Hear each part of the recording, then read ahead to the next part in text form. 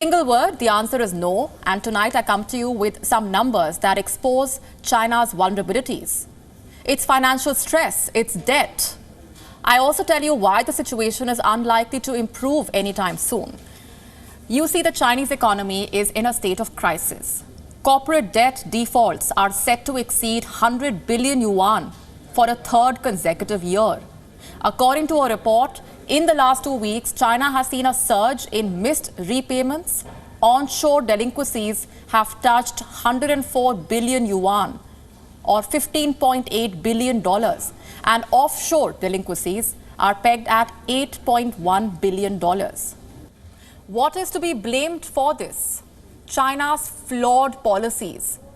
Beijing exported the Wuhan virus. It hit the global supply chain. China pulled the world into recession, hit businesses world over, created a mess of the global economy.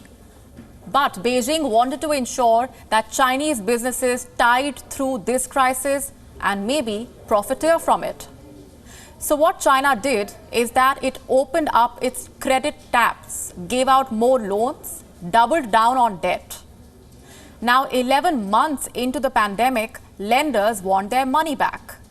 But businesses do not have the resources to repay. Hence, these defaults. I have two questions now. First, Chinese companies are defaulting on repayments at such a huge scale.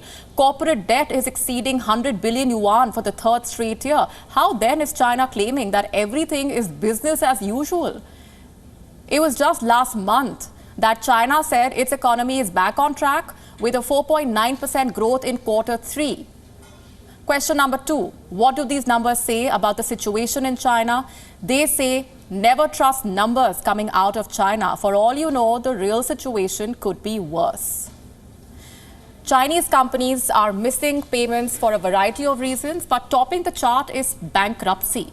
At least 43.8 billion yuan could not come in because 7 companies filed bankruptcy restructuring applications. And this includes the Peking University founder group. Technology is the worst hit industry here, which has accounted for more than a third of the average default. Reuters is reporting that the United States will be adding at least 4 more Chinese companies to its defense blacklist, taking the total number of blacklisted companies to 35. Joining that list is China's top chip maker, SMIC, or Semiconductor Manufacturing International Corp. China's national offshore oil and gas producer, CNOOC, will be blacklisted as well. The US claims that these companies are owned or controlled by the Chinese military. And there is more. The UK has asked all telecom providers to stop installing Huawei equipment in 5G networks starting September next year. They have also been told to rip out all Huawei equipment from 5G networks by 2027. Huawei, remember, was once China's blue-eyed boy. It was supposed to be Beijing's stairway to global tech dominance. Today, Chinese tech companies are being shunned globally. They are defaulting on payments at home. Shouldn't Beijing be indulging in serious policy rethinking for saving its businesses and overcoming the financial stress instead of staring at the other side of the border? Can China afford to be so aggressive? China is provoking India, fighting the US and Australia, but can Beijing afford to be so aggressive?